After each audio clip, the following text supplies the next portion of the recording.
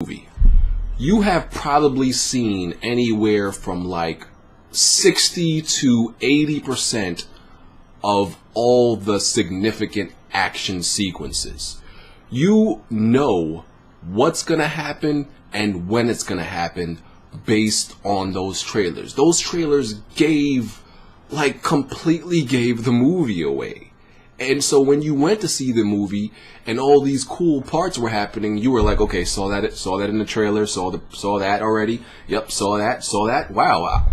It amazed me that they can release just, a few minutes worth of trailers and give everything away from this movie. Now, comic book fans, the ones who know the comics and the history and everything like that, kind of knew what was going to happen in this movie in certain parts. Of course, I'm not going to spoil that.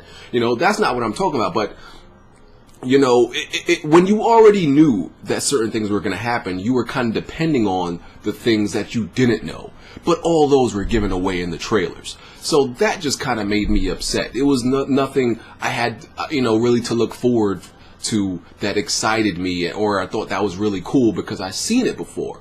So that was like my first gripe. The next thing is, this is not Spider-Man 2. The Amazing Spider-Man 2 is not a comic book action film. To me, it doesn't seem like that. This movie is a drama. It is a drama. This is the Spider-Man for Twilight fans. It honestly is. This is the type of movie that Twilight fans would like. If they weren't into comic books and you wanted to, get the Twilight people on board, watch The Amazing Spider-Man 2. If you put The Amazing Spider-Man 2 in between two daytime soap operas, that come on TV. I don't know. What are the daytime soap operas now? All My Children or General Hospital. I don't know. If you put them right between those, just showed it right between those two shows, it wouldn't stand out. You wouldn't be able to tell. You wouldn't be like, one of these shows does not belong. It would fit in here right perfectly between the prime-time soap operas that my mother used to watch. It would fit perfectly. And I'm like, I didn't want to see this. I didn't come to this movie to see all this drama. Now, don't get me wrong.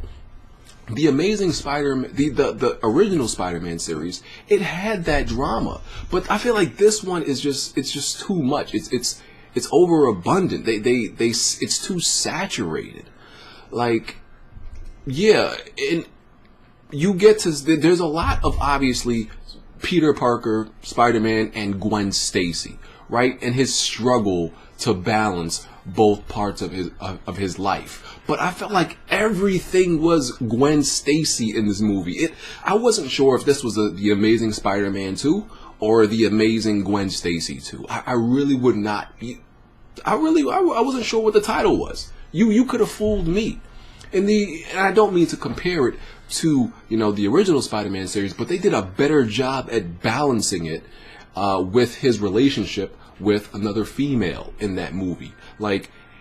You saw his struggle not only with, having a girlfriend, but also his struggles in his other lives. And yeah, they did touch on some parts of, what I did like is they did go into the background with his parents, right? You got a little bit of that, but I just felt like it was too Gwen Stacy. Gwen Stacy. I felt like she was more important than freaking Spider-Man in this movie. I really felt that way. Let me just move on from that. The movie's a drama. It's not an action movie. It's a drama.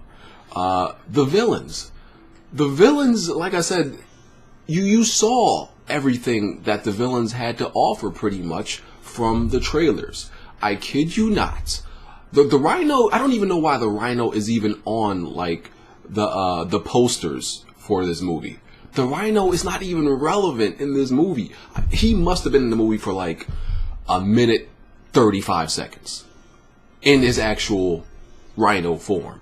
Minute 35 at max. He was not relevant. The Rhino was pretty much just leading up to the next Spider-Man movie, which don't want to spoil anything, but is kind of leading up to the the whole Sinister Six arc and everything like that. I don't think that's spoilers. Like, I feel like anybody should know that. But yeah, the Rhino was not even relevant in this.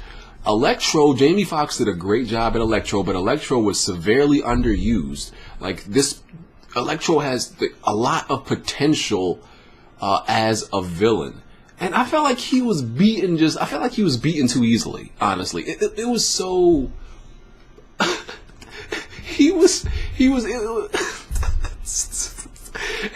I don't even know how to describe it. It was like, you know when you watch animated series, right? And there's a good guy and a bad guy, and the good guy is like struggling to beat the bad guy the whole movie, and then just magically, because you know they gotta meet the 30-minute mark of the 30-minute show. You know, in the last 5 minutes, like a light bulb is gonna go off in the good guy's head. Oh, I magically know how to beat him now, and that's how it felt to me. Oh, I know how to beat him, and boom, the Electro's gone. Like, really? Like, there wasn't any like build up to it or nothing like that, and the pacing of the movie was just kind of off to me. The pacing was off. Like, it didn't even like start out right to me. I'm like, this didn't really, like, it didn't have that build up and that intro of an epic movie to me. I just didn't like it, man. Like, it had some accuracy, obviously, to the comics and everything like that, but besides that, there's not much of this movie I enjoyed. And the other villain, because there's 3 villains in this movie, same thing as Rhino. Just kind of a lead up to the next Spider-Man. That it wasn't a relevant relevant villain. Was barely in the movie.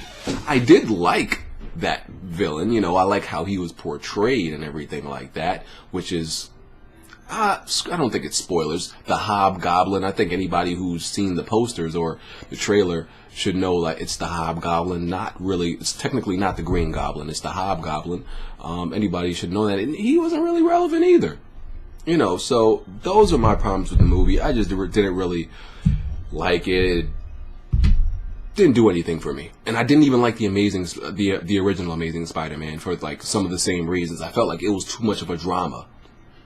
But I can't even say which one I like more, because I honestly don't like neither of them. I don't like neither of them. And I went into the movie thought, like, yeah, I'm gonna like this way better than the original Spider-Man. Yeah, I would say I like it better, but by like that much probably. It just wasn't that great of a movie to me. Really wasn't. Nah. It's you could wait for it. I would honestly even say wait for it to come on TV. That's how I feel about it. I wouldn't even say Blu-ray. I say you could wait for that thing to come on TV. Honestly. So, I mean, I feel like probably a lot of people are gonna disagree with me, but let me know what you think about it if you saw it. And I'm out of here, y'all. Peace.